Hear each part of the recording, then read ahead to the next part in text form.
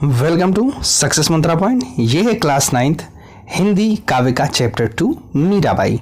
इसका पहला चैप्टर हमारा कंप्लीट हो चुका है, जिसके वीडियो की लिंक इस वीडियो के डिस्क्रिप्शन में आपको मिल जाएगी। तो चलिए शुरू करते हैं अपना चैप्टर 2 मीराबाई।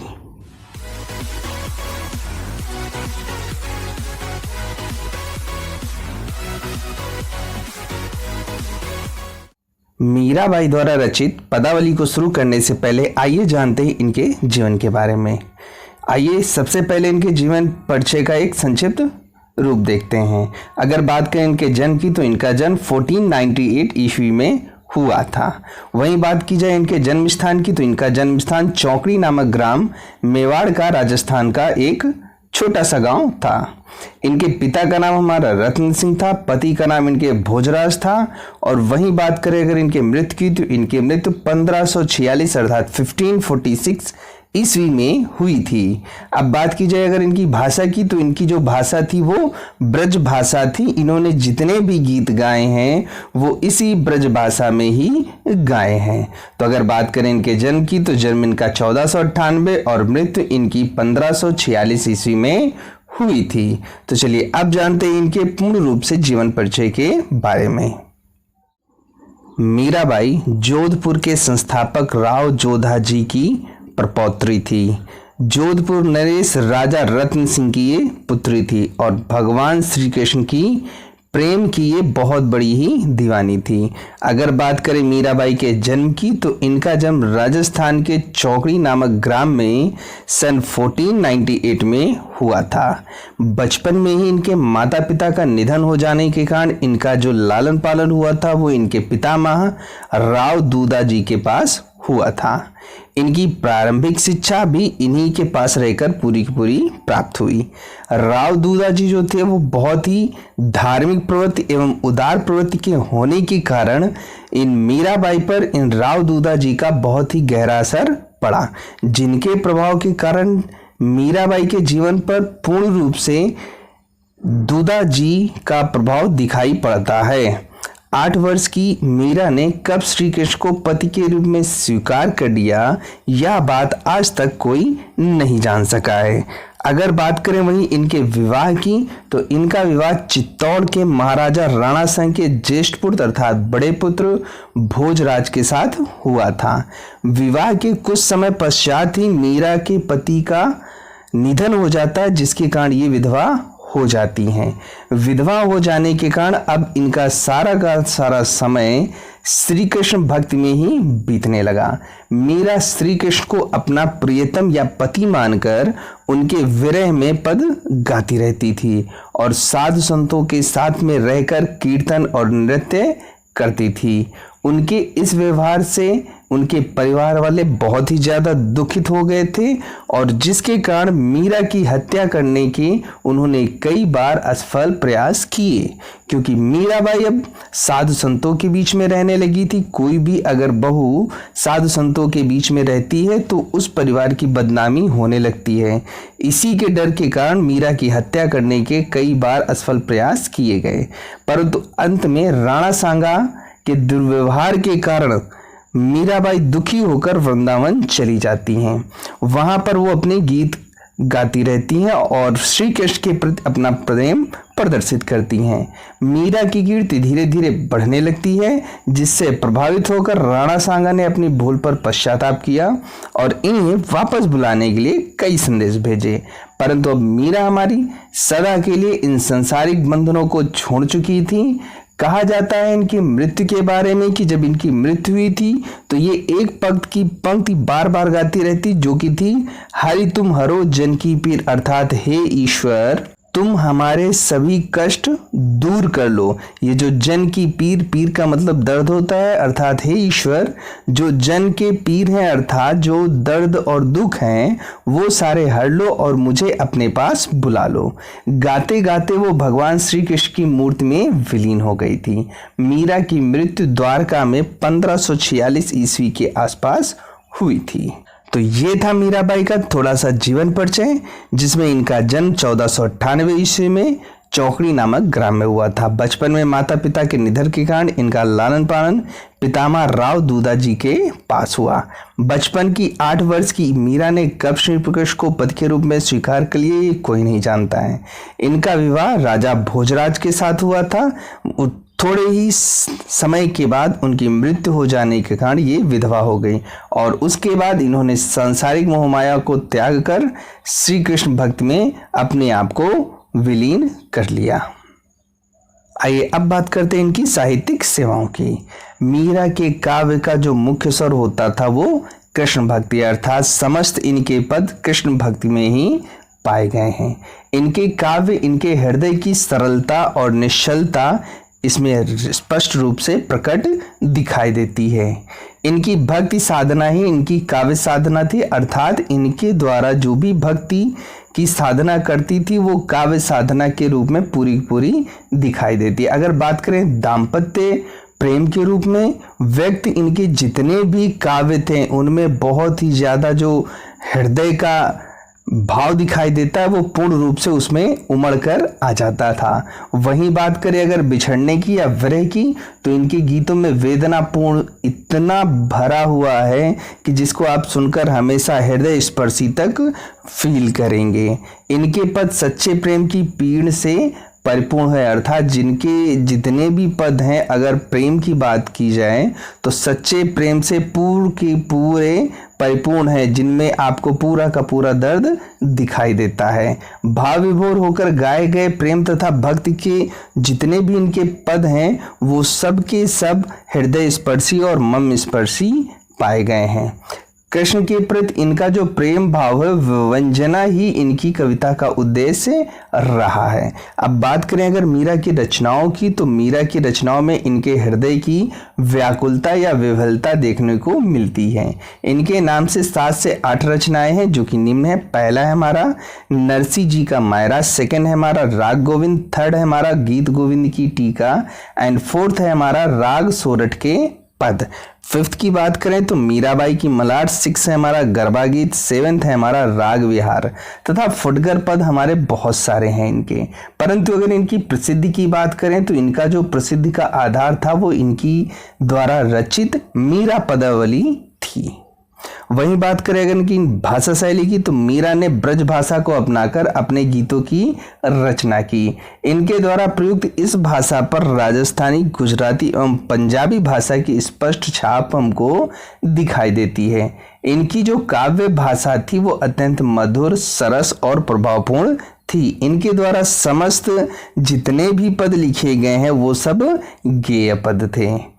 इनकी जो शैली थी वो तन्मयता, लयात्मकता और संगीतात्मकता का स्पष्ट रूप से एक परिपूर्ण उदाहरण कहा जा सकता है या उसी में निचोड़ कहा जा सकता है।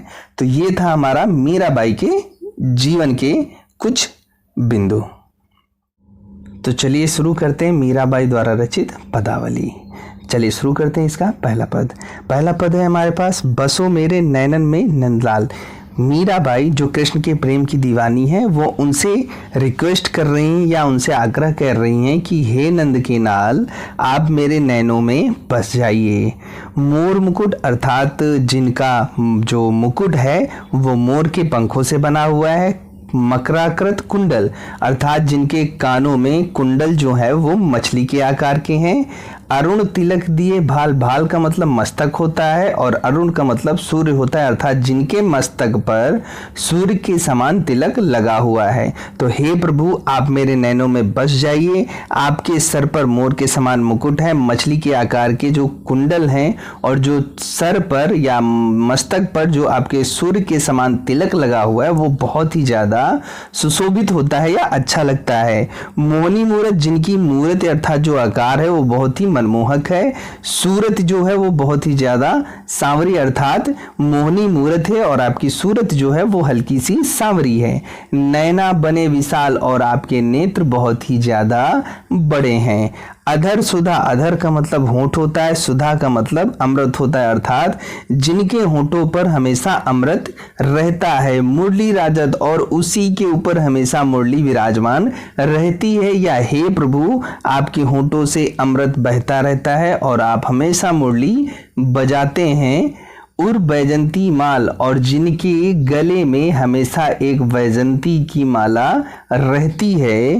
क्षुद्र घंटिका कटि तट शोभित, और जिनके कमर में जो करधनी बंधी है उनमें छोटी छोटी घंटिका उनकी कमर में बहुत ही ज्यादा सुशोभित हो रही है। नुपुर सबद रसाल, नुपुर का मतलब हमारा घुंघरू होता है, और पैरों में जो घुंघरू बंधे हैं उनके जो शब्द हैं वो बहुत ही ज्यादा रसीले होकर संगीतमय निकल रहे हैं। तो हे प्रभु संतन सुखदाई, अर्थात हे प्रभु जो आप संतों के लिए बहुत ही ज्यादा सुखदाई हैं। भक्त बछल गोपाल, और आपके मन में भक्तों के लिए बहुत ही ज्यादा वात्सल्य प्रेम है।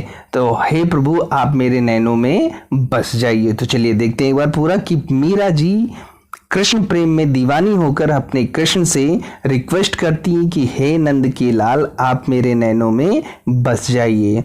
आपके सर पर जो मुकुट है वो मोर का बहुत ही अच्छा लगता है, साथ ही साथ जो आपके कुंडल है वो मछली के आकार के हैं, और सर पर जो आपके तिलक लगा है सूर्य के समान वो बहुत ही सुशोभित हो रहा है। आपकी मूरत मोहिनी है और सांवली हल्की सी सूरती है। नैना बने विशाल, अर्थात आपके नैना बड़े बड़े दिखाई देते हैं। आपके होंठों पर हमेशा अमृत बहता रहता है और उसी पर मुरली विराजमान रहती है, और गले में आपके जो वैजंती माला है वो भी बहुत ही खूबसूरत दिखाई देती है। कमर में हमारे जो छोटी छोटी घंटिकाओं की करधनी बंधी है वो भी बहुत ही ज्यादा सुशोभित होती है। पैरों में जो हमारे घुंघरू हैं उनके जो ध्वनि निकलती है उनसे उत्पन्न संगीत बहुत ही रस भरा होता है।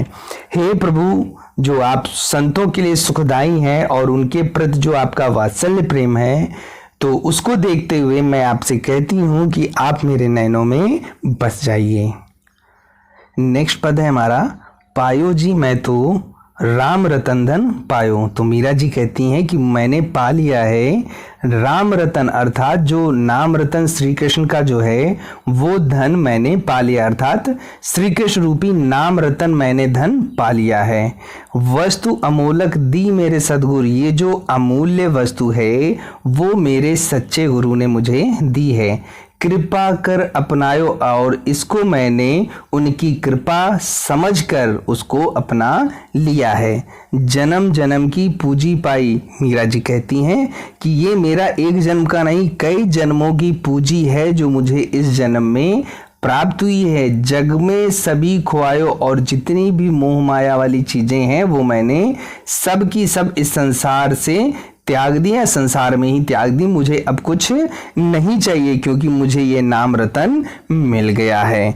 खर्चे नहीं कोई चोर न लेवे, अर्थात इसको ना तो कोई खर्च कर सकता है और ना ही कोई इसे चोर ले सकता है। दिन दिन बढ़त सवायो, और ये दिन प्रतिदिन सवाव हो जाता है, अर्थात सवाव की बात करें तो अगर पैसों की बात करें तो 1 रुपये 25 पैसे उसे सवाव कहते हैं, और अगर समय की बात करें तो 1 घंटे 15 मिनट को हम सवा बोलते हैं। या किसी भी चीज का 1/4 जो पार्ट होता है उसे हम सवाव कहते हैं। तो ये जो प्रेम रूपी नाम रतन है या जो श्री कृष्ण का नाम है वो दिन दिन सवायो बढ़ रहा है।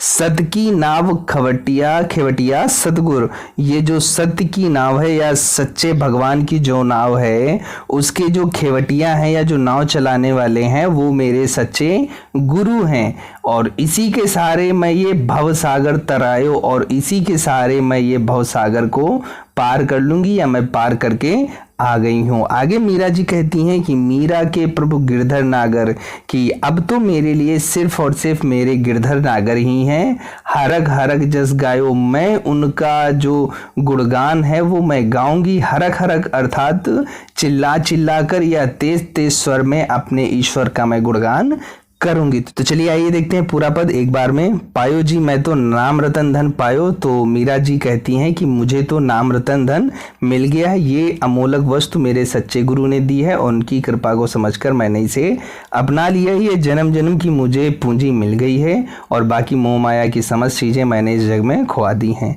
इस धन को ना तो कोई खर्च कर सकता है, ना ही कोई चुरा सकता है। ये दिन प्रतिदिन स्वभाव रूप में बढ़ता चला जाता है। सच्चे गुरु से मिलने की जो नाव है उसके खेवटिया मेरे सच्चे गुरु हैं, अर्थात ईश्वर से मिलाने का जो रास्ता है वो मेरे सच्चे गुरु मुझे दिखा रहे हैं। मैं उन्हीं के साथ इस भव सागर को पार करके आ गई हूँ। अब मेरे सिर्फ और सिर्फ प्रभु गिरधर नागर अर्थात श्री कृष्ण है, मैं उन्हीं के गुणगान गा गा कर करती रहूंगी। नेक्स्ट पद है हमारा, मायरी मैं तो लियो गोविंदो मोल। तो यहाँ पर मीराबाई कहती हैं कि हे मायरी, मैंने तो गोविंद अर्थात श्री कृष्ण को मोल ले लिया, अर्थात मैंने उन्हें खरीद लिया या मैंने उनका मोल लगा लिया है और वो मेरे हो गए हैं। कोई कहिए छाने, कोई कहे चुपके। कुछ लोग कह रहे हैं कि मैंने छुप कर लिया है और कोई कह रहा है कि चुपके चुपके आपने उनसे प्रेम कर लिया है। लिए री बजंता ढोल, परंतु मैं कहती हूँ कि मैंने सबको बताकर ढोल बजाकर अपने गोविंद को मोल लगाकर मैंने ले लिया है या प्राप्त कर लिया है।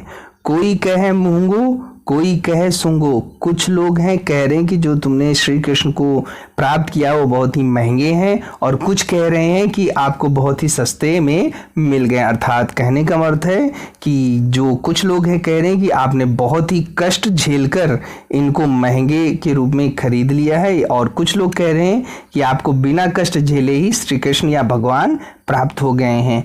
परंतु लियो री तराजू तोल, परंतु मैंने अपने हृदय में या हृदय रूपी तराजू में उनको तोलकर प्राप्त किया है। कोई कहे कारो, कुछ लोग कहते हैं कि वो काले हैं और कोई कहे गोरो और कुछ लोग कहते हैं कि वो गोरे हैं। परंतु लियो री अमोलक मोल, परंतु मैंने अपना पूरा जीवन उनको देकर और उनको मैंने खरीद लिया है, ये मेरे लिए बहुत ही अमूल्य हैं। याहू की सब जानत है, वैसे तो सभी लोग जानते हैं। लियोरी आंखें खोल कि मैंने इनको जब मोल लिया है तो आंखें खोल कर लिया है, अंधविश्वास में नहीं लिया है। मीरा को प्रभु दर्शन दीन्यो, अर्थात मीरा जी कहती हैं कि प्रभु ने मुझे दर्शन दे दिया है। पूर्व जन्म को कॉल, ये मेरे इस जन्म के नहीं, पहले पिछले जन्म के मेरे कर्म है जो मुझे श्री कृष्ण ने दर्शन दिया है। तो चलिए आइए देखते हैं इस पद को। मीरा जी कहती हैं कि मायरी मैंने तो गोविंद अर्थात श्री कृष्ण को मोल ले लिया है। कुछ लोग कह रहे हैं कि इसको मैंने छुपकर खरीदा और कुछ लोग कह रहे हैं कि मैंने चुपके से उनसे प्रेम संबंध जोड़ लिया है, परंतु मैंने ढोल बजाकर सबको बताकर श्री कृष्ण को लिया है। कुछ लोग कह रहे हैं कि आपने बहुत ही कष्ट झेलकर इनको प्राप्त किया और कुछ लोग कह रहे हैं कि बहुत ही आसानी से आपको ईश्वर प्राप्त हो गए, परंतु मैंने हृदय रूपी तराजू में इनको तोलकर प्राप्त किया है। कुछ लोग कह रहे हैं कि वो काले हैं और कुछ लोग कह रहे हैं कि वो गोरे हैं, परंतु मेरे लिए वो बहुत ही अनमोल हैं। ऐसे तो सभी लोग जानते हैं कि मैंने आंखें खोलकर इनको खरीदा है या मैंने इनका मोल लगाया है। मीरा जी आगे कहती हैं कि मेरे प्रेम से प्रभावित होकर श्री कृष्ण ने मुझे दर्शन दिया। ये सिर्फ मेरा इस जन्म का प्रेम नहीं है, मेरे कई जन्मों का प्रेम है जिससे वचनबद्ध होकर गोविंद ने मुझे दर्शन दिए हैं। नेक्स्ट पद है, मैं तो सांवरे के रंग राची, अर्थात मैं तो अपने सांवरे श्री कृष्ण के रूप में रंग गई हूँ।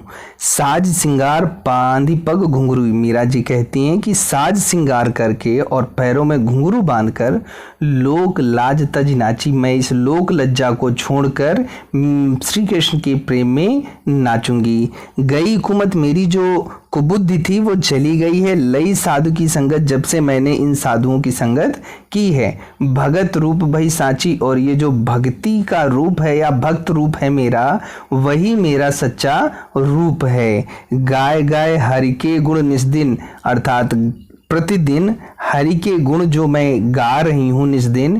काल ब्याल सुबाची, काल का मतलब यमराज होता है, ब्याल का मतलब सांप होता है, अर्थात काल रूपी सांप से मैं बच गई हूँ। उड़ बिन सब जग खारो लागत, अर्थात उनके बिना ये सारा जग मुझे खारा लगता है या व्यर्थ लगता है। और बात सब कांची, और जितनी भी बातें हैं वो कांची अर्थात कच्ची लगती हैं या व्यर्थ लगती है, अर्थात जो कुछ है वो मेरे श्री कृष्ण ही हैं। मीरा श्री गिरधरन लाल सु भगत रसीली जाची। और अंत में मीरा जी कहती हैं कि जो मेरे गिरधर गोपाल हैं उन्हीं का जो मेरा भक्तिपन है या उनके लिए जो मेरा प्रेम है वही मेरे लिए सबसे अच्छा रस से भरा उपहार है। मुझे अब इस संसार से कुछ भी नहीं चाहिए।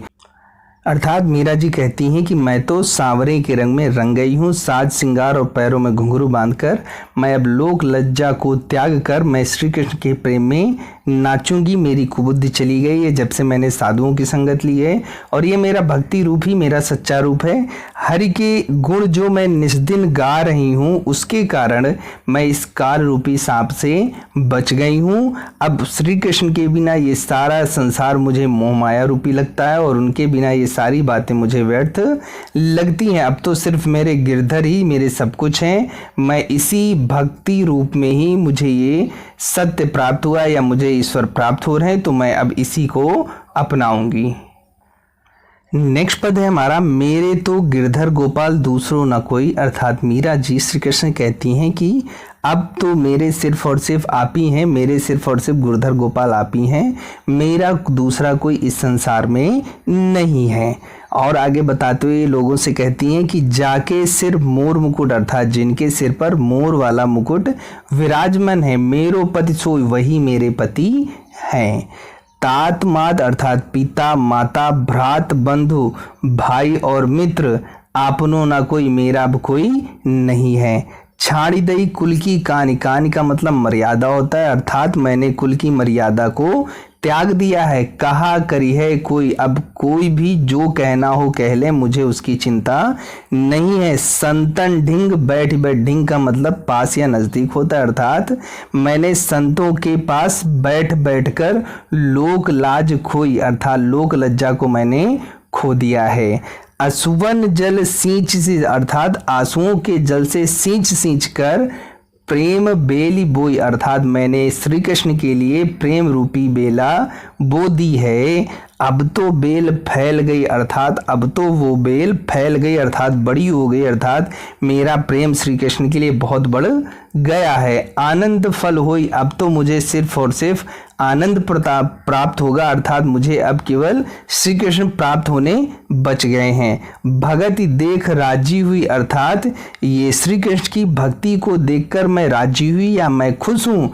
और जगत देख रोई, और इस संसार की इस मोह माया को देखकर मुझे रोना आता है। दासी मीरा लाल गिरधर, दासी मीरा श्री कृष्ण कहती हैं तारो अब मुई, अर्थात मुझे इस संसार से उद्धार दीजिए या मुझे अपने पास बुला लीजिए। तो मीरा जी संसार को बताते हुए कहती हैं कि मेरे तो गिरधर गोपाल मेरा अब कोई दूसरा नहीं है, जिनके सिर पर मोर का मुकुट है वही अब मेरे पति हैं, मेरे पिता मेरी माता मेरा भाई मेरा मित्र अब मेरा कोई नहीं है। मैंने कुल की मर्यादा को भी छोड़ दिया, अब जिसको जो कहना हो मुझे कह सकता है। मैंने संतों के पास बैठ बैठकर लोक लज्जा को खो दिया है। आंसुओं को जल से खींचकर श्री कृष्ण के लिए मैंने प्रेम बोल बेला जो है वो मैंने बो दी है। अब तो वो प्रेम इतना बढ़ गया है कि मुझे सिर्फ आनंद ही प्राप्त होना रह गया है। आगे मीरा जी कहती हैं